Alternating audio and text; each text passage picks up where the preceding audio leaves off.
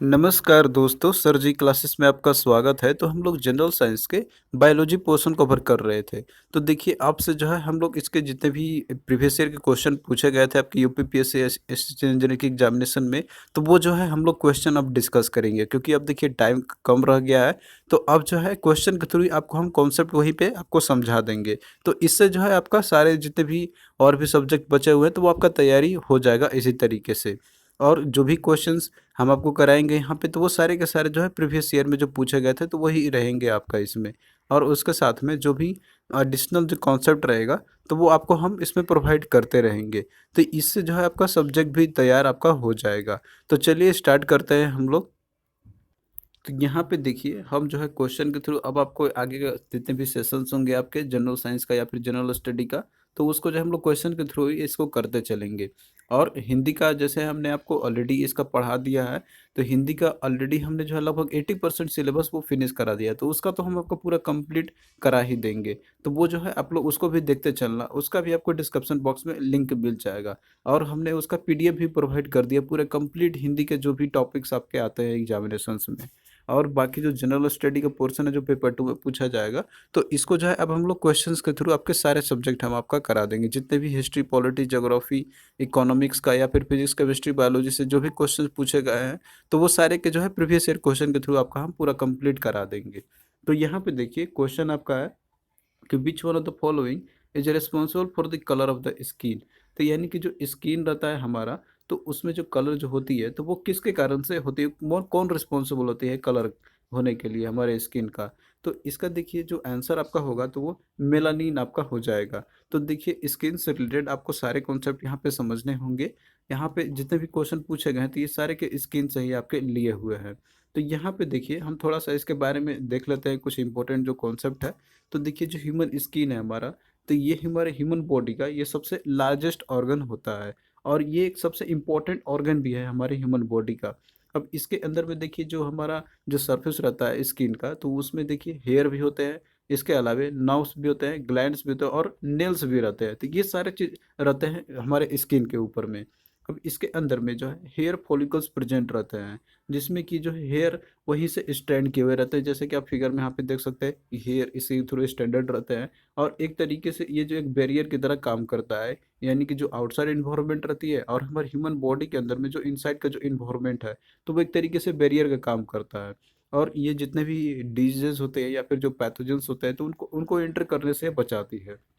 और देखिए जो स्किन होता है, तो स्किन का डिफरेंट थिकनेस होती है और इनकी टेक्सचर्स होती है।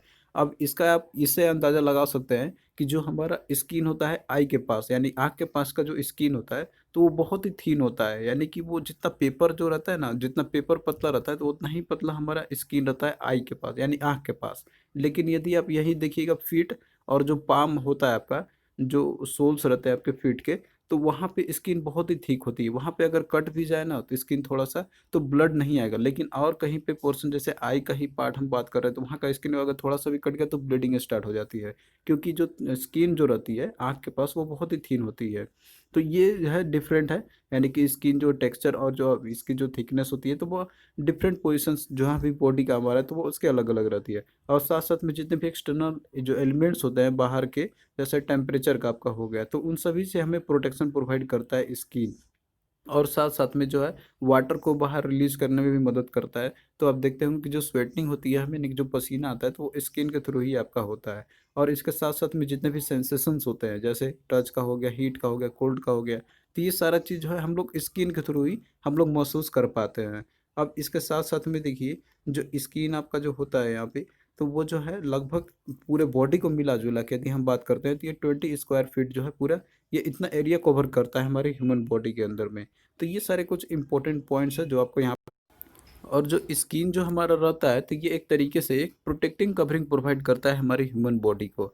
और साथ साथ में ये एक तरीके से बैरियर काम करता है, जितने भी एक्सटर्नल हार्मफुल जो फॉरेन पार्टिकल्स रहते हैं तो उन सभी से जो है बचा के रखता है। अब देखते हैं कि जो स्किन जो रहता है तो उसके ऊपर में हेयर्स रहते हैं। तो जो हेयर जो रहते हैं तो वो जो है एक प्रोटीन से मिलके वो बना रहता है, जिसको कि हम लोग केराटिन हम लोग बोलते हैं। तो ये भी बहुत ही इंपॉर्टेंट क्वेश्चन है, जो कि बहुत बार ये क्वेश्चन पूछा गया हुआ है कि जो हमारा हेयर रहता है तो वो किस प्रोटीन से बना हुआ रहता है, तो वो है केराटिन है। और यही प्रोटीन जो है जो हूप्स होता है या फिर जो हॉर्न्स यानी कि जो सींग होते हैं वो जानवरों के अंदर में, या फिर जो क्लॉज या फिर जो नेल्स होते हैं, तो ये सारे जितने भी एनिमल्स के अंदर में होते हैं तो वो भी जो है यही सेम केराटिन प्रोटीन से ही वो मिलके बना हुआ रहता है, यानी कि ये सेम प्रोटीन उसमें भी पाए जाते हैं। तो ये चीज़ भी आप लोग याद रखना। अब देखिए जो हमारा ह्यूमन स्किन होता है, तो इसके जो है 3 स्ट्रक्चर होते हैं, यानी कि ये 3 स्ट्रक्चर से मिलके ये बना होता है, 3 लेयर होते हैं इसमें। पहला आपका हो गया एपिडर्मिस, जो कि सबसे ऊपर का लेयर होता है, उसके बाद डर्मिस, और तीसरा होता है हाइपोडर्मिस होती है। तो देखिए जो पहला है एपिडर्मिस, तो ये जो है सबसे आउटर मोस्ट लेयर होती है हमारी स्किन्स का, और इसके अंदर में जो सेल्स जो रहते हैं इस लेयर के अंदर में, उसको बोलते हैं हम लोग किराटिनोसाइट्स हम लोग बोलते हैं इसको। और देखिए जो केराटिनोसाइट जो है, तो ये जो सेल्स होते हैं तो इनके अंदर में प्रोटीन प्रेजेंट होती है जिसको बोलते हैं हम लोग केराटिन। तो केराटिन ही है कि जो स्ट्रेंथन करता है हमारे ह्यूमन स्किन को और उसको वाटर प्रूफ बनाती है। अब देखिए यहाँ पे इसके अंदर में भी एक और रहता है जो किसको बोलते हैं हम लोग, मेलानोसाइट्स बोलते हैं हम लोग। तो ये एक तरीके का पिगमेंट होता है, जो पिगमेंट प्रोड्यूस करता है, जिसको कि हम लोग मेलानिन बोलते हैं हम लोग। तो ये जो है एपिडर्मिस के अंदर में ही रहता है, मेलानोसाइट्स, जो कि ये पिगमेंट प्रोड्यूस करता है जिसको हम लोग मेलानिन बोलते हैं, और इसी के चलते जो है हमारा स्किन का कलर होती है। तो यही सेम चीज क्वेश्चन जो है आपसे पूछा गया था यहाँ पे। और साथ साथ में ये जैसे कलर तो हमारे स्किन को देता ही है, और मेलानिन जो है तो ये जो है बॉडी के जो अल्ट्रावायलेट रेज जो पड़ते हैं, जो कि सन से जो आते हैं हमारे बॉडी पे जो पड़ती है अल्ट्रावायलेट रेज, तो उनसे भी ये बचाने का काम करता है। तो इसके दो फंक्शन, एक तो कलर हो गया, और दूसरा होता है कि जो हमारे बॉडी को अल्ट्रावायलेट रेज से ये बचाते हैं, प्रोटेक्ट करते हैं। ये तो ये दो मेजर जो है आपको याद रखना है। फिर उसके बाद देखिए जो दूसरा लेयर है तो वो है डर्मिस है। तो देखिए ये जो डर्मिस जो लेयर है तो ये इपिडर्मिस के बाद का लेयर होता है ये। और इसके अंदर में जो है ये फिंगर लाइक प्रोजेक्शंस होते हैं, जैसा कि आप फिगर में यहाँ पे आप देख सकते हैं यहाँ पे। और इस लेयर के अंदर में जो है ये जो लेयर्स होते हैं आपके डर्मिस लेयर, तो ये फैट फाइबर्स या फिर जो है कोलाजन से मिलके बने रहते हैं, और यही जो है हमारे स्किन को फ्लेक्सिबल और स्ट्रॉन्ग बनाते हैं। और यहाँ पे देखिए इनका मेन फंक्शंस होता है कि ये जो है विटामिन डी को सिंथेसाइज करते हैं, ताकि ये जो है कैल्शियम को ऑब्जर्व कर सके जब भी हम एक सनलाइट के अंदर में आके एक्सपोजर होते हैं तो। और उसके बाद देखिए जो जो सबसे इनमोस्ट लेयर होता है उसको बोलते हैं हम लोग हाइपोडर्मिस बोलते हैं। तो ये जो है आपका है, तो ये फैट और जो है और भी जो रहते हैं तो उन सभी से ये मिलके बना हुआ रहता है आपका। और ये सबसे इनर मोस्ट लेयर हमारे जो स्किन है, तो वो इनर मोस्ट लेयर का ये पार्ट आपका है। तो ये जो है आपका जैसे बॉडी को हीट और कोल्ड से ये इंसुलेशन प्रोवाइड करता है। और साथ साथ में जो है ये मसल्स और बोन्स जितने भी रहते हैं तो उन सभी को जो है इंजरी से ये प्रोटेक्शन होने में मदद करती है। तो ये सारे जितने भी आपके दिए हुए फंक्शंस और जो भी पार्ट्स इसके या फिर जो भी इसके जितने भी स्किन्स के जो लेयर्स हैं, तो ये आप लोग याद रखना। और मेनली देखिए जो स्किन का फंक्शंस क्या क्या होता है कि जैसे ये हमें एक्सटर्नल इन्वायरमेंट से प्रोटेक्शन प्रोवाइड करती है। दूसरा हो गया कि वाटर लॉस होने से ये प्रिवेंट करती है। फिर तीसरा है कि टेम्परेचर को रेगुलेट करने में भी मदद करती है। और साथ साथ में जो भी सेंसेशंस होते हैं जैसे टच हो गया, हीट का हो गया, या प्रेशर, कोल्ड या पेन या प्लेजर का हो गया, तो इन सारे चीज़ों का एहसास जो कराता है तो वो स्किन ही करती है। तो ये जो है इंपॉर्टेंट पॉइंट्स है आपके स्किन से रिलेटेड। अब देखिए यहाँ पे जो क्वेश्चन आपसे पूछा गया था स्किन से रिलेटेड, तो ये आप लोग इजिली कर लीजिएगा। तो यहाँ पे देखिए जो क्वेश्चन आपसे पूछा गया था यहाँ पे, which of the following is responsible for the colour of the skin. तो स्किन का कलर के लिए कौन सा रिस्पॉन्सिबल होती है, तो इसके लिए मेलानिन रिस्पॉन्सिबल होती है। तो राइट आंसर ऑप्शन डी इसका हो जाएगा। फिर अगला देखिए कि melanin protects our body from the. तो मेलानिन जो है ये किससे प्रोटेक्शन प्रोवाइड करती है हमारी ह्यूमन बॉडी को, तो ये जो है अल्ट्रा वायलेट रेस ये जो है प्रोटेक्शन प्रोवाइड करती है। तो राइट आंसर ऑप्शन बी इसका हो जाएगा। फिर अगला देखिए कि the skin under the feet is hard to help in. तो देखिए जो फीट के अंडर का जो स्किन रहता है तो वो हार्ड रहती है। तो ये हार्ड रहता है तो ये किस में हमें मदद करती है, तो ये जो है देखिए ये ग्रिपिंग करने में मदद करती है, यानी कि जो पकड़ जब बनाते हैं हम लोग जब चलते हैं या फिर दौड़ते हैं हम लोग, तो उसमें देखिए ग्रिपिंग करने में ये जो जो स्किन रहता है नीचे का, तो वो उसमें ये मदद करती है। तो राइट आंसर ऑप्शन बी इसका आपका हो जाएगा। तो इसी तरीके से जो है क्वेश्चन आपके पूछे गए थे, तो ये आप लोग अब इजिली कर लीजिएगा। फिर देखिए अगला क्वेश्चन आपका है, तो ये रेस्पिरेटरी सिस्टम से क्वेश्चन पूछे गए थे आपके। तो क्वेश्चन देखिए है कि the breath that we throw out contains carbon dioxide up to an extent of. तो देखिए जब हम लोग एयर को इनहेल करते हैं या फिर एक्सहेल करते हैं, तो उस समय जो है हम लोग ऑक्सीजन को या तो अंदर लेते हैं या फिर उसको जो है कार्बन डाइऑक्साइड को हम लोग बाहर रिलीज करते हैं। तो यही दो फिनोमिना होती है। तो जब हम लोग एयर को जब हम लोग इनहेल करते हैं तो उस समय जो है बाहर से हम लोग ऑक्सीजन को इनहेल करते हैं, लेकिन ऐसा भी नहीं है, उसके साथ साथ में कुछ कार्बन डाइऑक्साइड भी हम लोग इनहेल करते हैं। और वहीं जब हम लोग एक्सपेल करते हैं यानी कि जब ब्रीथ आउट करते हैं तो उस समय जो है हम लोग ऑक्सीजन को उस समय जैसे कि हम लोग बाहर तो रिलीज नहीं करते हैं, ये तो आप लोग जानते होंगे, आप सोचते होंगे केवल कार्बन डाइऑक्साइड ही करते हैं, लेकिन ऐसी बात नहीं है। उसके साथ हम लोग ऑक्सीजन को भी बाहर रिलीज करते हैं, ऑक्सीजन भी बाहर आपका जाता है यहाँ पे। तो कार्बन डाइऑक्साइड जो जाता है लेकिन उसकी मात्रा कितनी होती है, उसकी एक्सटेंट कितनी होती है, परसेंटेज में आपको बताना है यहाँ पे। तो इसका देखिए, इसका राइट आंसर आपका 4% हो जाएगा। तो यहाँ पे कॉन्सेप्ट आपका दिया हुआ है कि जो हम लोग अमाउंट ऑफ जो इनहेल्ड एयर जब हम लोग लेते हैं एयर से, तो उसके अंदर में 21% ऑक्सीजन रहती है और 0.04% कार्बन डाइऑक्साइड रहती है। ये आपका इनहेल्ड का, जब हम लोग सांस अंदर लेते हैं तब। लेकिन जब हम लोग ब्रेथ आउट करते हैं, जब सांस हम लोग बाहर छोड़ते हैं, तो उस समय उसके अंदर में जो है 16.4% ऑक्सीजन होती है और 4.4% कार्बन डाइऑक्साइड होती है। तो ये आपको आंसर, अब आप लोग इसको इजीली बता सकते हैं। तो इसमें देखिए कितना आपका होगा कि up to an extent of जो हम लोग थ्रू आउट करते हैं ब्रीथ को, तो वो 4% आपका अप्रोक्सीमेटली हो जाएगा, जो कि 4.4 है। तो अप्रोक्सीमेटली जो नज़दीक रहेगा उसको आप मार्क कर सकते हैं यहाँ पे। फिर अगला क्वेश्चन देखिए कि cyanide poisoning causes the immediate death as it directly affects the. तो जो साइनाइड पॉइजनिंग होता है तो वो जो है इमीडिएट की डेथ काउज कर देती है पर्सन्स का। तो ये जो है किसको डायरेक्टली अफेक्ट करती है, तो ये देखिए सेलुलर रेस्पिरेशन को डायरेक्टली अफेक्ट करती है। तो देखिए जो माइटोकॉन्ड्रिया होता है तो वो सेलुलर रिस्पॉन्सिबल के लिए रिस्पॉन्सिबल होती है। और तो जब साइनाइड पॉइजनिंग होता है तो ये जो है माइटोकॉन्ड्रियल इलेक्ट्रॉन ट्रांसपोर्ट चेन को ये डायरेक्टली अफेक्ट करता है ये। और उसके अंदर में जो चेन रिएक्शंस होती है तो उसको ये ब्रेक कर देता है, जो कि सेल्स के अंदर में उनका काम होता है कि जैसे वो जो है अब एनर्जी डिराइव करे ऑक्सीजन से। तो इस समय क्या होगा यहाँ पे कि जो साइनाइड जो होता है तो ये उसके साथ बाइंड कर जाती है और इसके साथ साथ में जो है फिर वो सेल्स को प्रिवेंट कर देती है, यानी कि सेल्स जो है वो फिर ऑक्सीजन का यूज़ नहीं कर पाते हैं वहाँ पे, और इसी कारण जो है रैपिड डेथ हो जाती है। अब जब सेल्स ही नहीं रही, मतलब वो भी जो चेन रिएक्शन उनका ही ब्रेक हो जाता है, तो इस कारण से जो है सेल्स जो रेस्पिरेशन करने के लिए रिस्पॉन्सिबल होता है तो वो नहीं कर पाता है और उसी समय पर्सन की इमीडिएट डेथ हो जाती है। तो जो साइनाइड पॉइजनिंग होता है तो ये सेलुलर रेस्पिरेशन को डायरेक्टली अफेक्ट करती है। तो इसलिए इसका राइट आंसर ऑप्शन बी आपका हो जाएगा, ऑप्शन बी आपका राइट आंसर होगा इसका। तो यहाँ पे जो है आपसे क्वेश्चन में दो तरीके से इसमें आपको पूछ सकता है कि साइनाइड पॉइजनिंग जो है तो ये किसको डायरेक्टली अफेक्ट करता है। तो इसके लिए तो आंसर आपका होगा कि सेलुलर रेस्पिरेशन को ये करता है। लेकिन इसमें होता क्या है कि जो साइनाइड जो रहता है तो ये जो है माइटोकॉन्ड्रियल इलेक्ट्रॉन ट्रांसपोर्ट चेन को ये पॉइजन्स कर देता है। तो ये इसका रीजन है। लेकिन इफेक्ट किसको करता है, तो ये सेलुलर रेस्पिरेशन को करता है। तो दोनों तरीके से क्वेश्चन पूछे जाएंगे तो आप लोग उनको दोनों को ध्यान में रखना होगा। तो इस इफेक्ट्स में यानी यानी इस क्वेश्चन के लिए जो है तो ये डायरेक्टली अफेक्ट करेगा तो ये सेलुलर रेस्पिरेशन को। अब यहाँ पे देखिए रेस्पिरेटरी सिस्टम से रिलेटेड जितने भी इंपॉर्टेंट कॉन्सेप्ट आपके हैं, जो भी रेस्पिरेटरी ऑर्गन्स होते हैं या फिर जो रेस्पिरेटरी ऑर्गन्स के जो भी इंपॉर्टेंट पार्ट्स है इसके, तो वो हम यहाँ पे आपको बता देते हैं। इनसे अगर क्वेश्चन आएगा तो ये आप लोग इजिली कर लीजिएगा।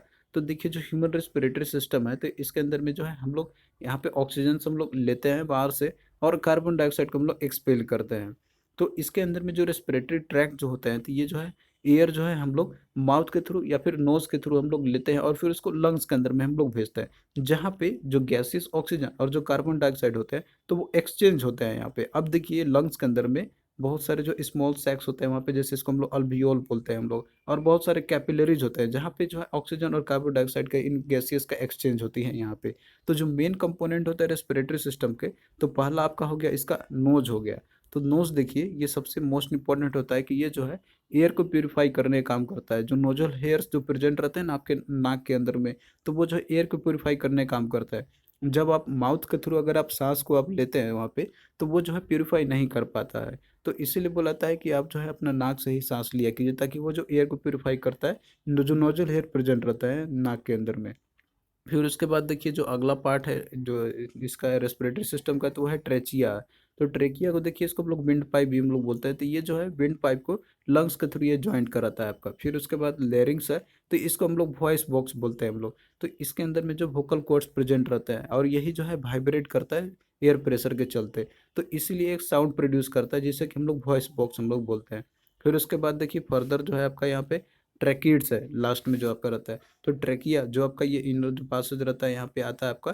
फिर जो कि ये आपका दोनों लंग्स के ये जो आपके एक तरीके से पासेज प्रोवाइड करता है ये। तो ट्रैकिड जो है यानी कि जो ट्रेचिया है तो वो फर्दर जो है दो भाग में डिवाइड हो जाता है आपका, जिसको कि हम लोग ट्रैकिड्स हम लोग बोलते हैं। तो ये जो है लंग्स से ज्वाइन रहता है आपका। जैसे लंग्स जो रहते हैं तो आपके एक राइट लंग और एक लेफ्ट लंग दोनों आपके रहते हैं यहाँ पे। जो गैसेस जो एक्सचेंज होता है आपका, तो वो लंग्स के अंदर में होती है। और यहाँ पे बहुत सारे जो है millions number of small air sacs present होते हैं, जिसको कि हम लोग अल्वियोल बोलते हैं, जो कि आप फिगर में यहाँ पे आप देख सकते हैं। तो ये जो है बहुत सारे छोटे छोटे स्मॉल जो एयर सैक्स प्रेजेंट रहते हैं इसके अंदर में। अब ये जो माइक्रोस्कोपिक जो एयर सैक्स होते हैं, तो इसके अंदर में बहुत सारे जो है ब्लड सप्लाई होती है। तो यही जो है जो क्लोज कॉन्टैक्ट में लाते हैं एयर को और ब्लड के थ्रू। और देखिए जो लंग्स होता है, तो ये सबसे लार्जेस्ट ऑर्गन होता है हमारे रेस्पिरेटरी सिस्टम के।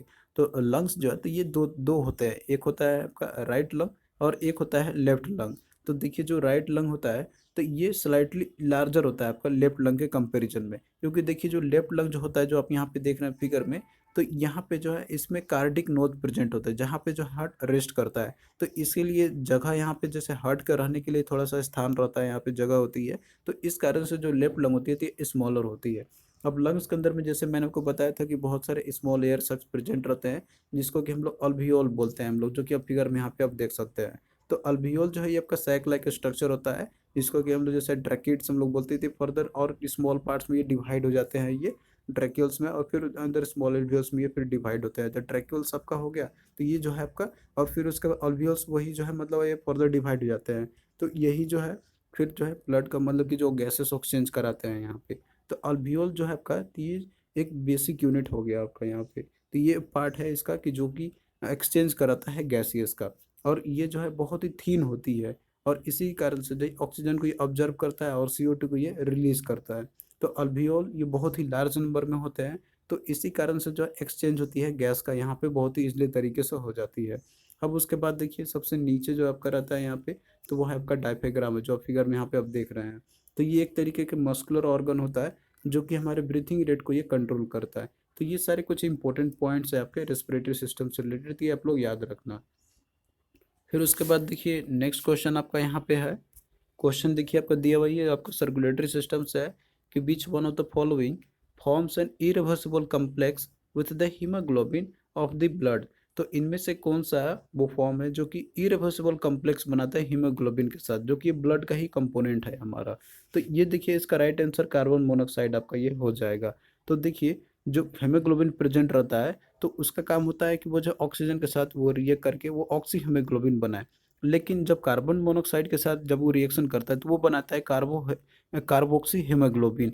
तो ये जो है एफिनिटी इसकी बहुत ही ज़्यादा होती है ऑक्सीजन कार्बन डाइऑक्साइड के साथ उसके एफिनिटी करने की, वो बहुत ही ज़्यादा टाइम्स वो होता है इसका कंपेरिजन। लेकिन होना चाहिए ऑक्सी हीमोग्लोबिन फॉर्मेशन होना चाहिए। लेकिन जब ये कार्बन मोनोऑक्साइड के जब ये रिएक्शन करेगा, तो वो बनाता है कार्बोक्सी हीमोग्लोबिन। तो ये एक तरीके का एक स्टेबल कम्प्लेक्स होता है कार्बन मोनोऑक्साइड और हीमोग्लोबिन का, जो कि हमारे रेड ब्लड सेल्स के अंदर फॉर्मेशन होती है जब भी जो है हीमोग्लोबिन कार्बन मोनोऑक्साइड के साथ में जब ये कांटेक्ट में आएगा उसके थ्रू। तो अब इसका देखिए, अगर कार्बोक्सी हीमोग्लोबिन अगर फॉर्मेशन होती है, तो लार्ज क्वांटिटी अगर मान लीजिए CO प्रेजेंट रहते हैं, तो वो जो है हिंड्रस कर देंगे हीमोग्लोबिन को कि वो जो है ऑक्सीजन को डिलीवर करे हमारी ह्यूमन बॉडी को। क्योंकि देखिए जो हीमोग्लोबिन होते हैं, तो वही जो है ऑक्सीजन को डिलीवर करते हैं जब वो ऑक्सीजन के साथ रिएक्शन करे तो। लेकिन अगर वो कार्बन मोनोऑक्साइड के साथ अगर वो रिएक्ट करेगा, तो वो बनाए कार्बोक्सी हीमोग्लोबिन, तो जिसके चलते ऑक्सीजन जो डिलीवरी होना चाहिए हमारे ह्यूमन बॉडी को, तो वो प्रिवेंट कर देती है। तो यहाँ पे जो क्वेश्चन यही आपसे पूछा गया था यहाँ पे कि वो कौन सा फॉर्म्स है जो कि इरिवर्सिबल कम्प्लेक्स होती है हीमोग्लोबिन के साथ में। तो वो जो है आपका यहाँ पे वो कार्बन मोनोऑक्साइड हो जाएगा इसका। फिर अगला देखिए कि जार्विक 7 इज दी। तो जार्विक 7 क्या है? तो देखिए जार्विक 7 जो है, तो ये एक आर्टिफिशियल हार्ट का इसका एग्जाम्पल आपका, ये नाम इसका है ये। तो राइट आंसर ऑप्शन सी इसका आपका हो जाएगा। तो देखिए जार्विक जो है, तो ये एक ऐसे साइंटिस्ट के नाम पे ये रखा गया था जार्विक 7। तो रॉबर्ट जार्विक जो कि ये एक साइंटिस्ट थे, तो ये जो है इन्हीं को बुलाता है, मतलब कि जो है इन्हीं को बुलाता है कि ये जो आर्टिफिशियल हार्ट का इन्होंने फर्स्ट फर्स्ट इन्होंने इन्वेंट किया हुआ था। तो जब इन्होंने पहली बार आर्टिफिशियल हार्ट को लगाया था पेशेंट के अंदर में, तो इसका नाम उन्हीं के नाम पे रखा गया था, जो कि था जार्विक 7।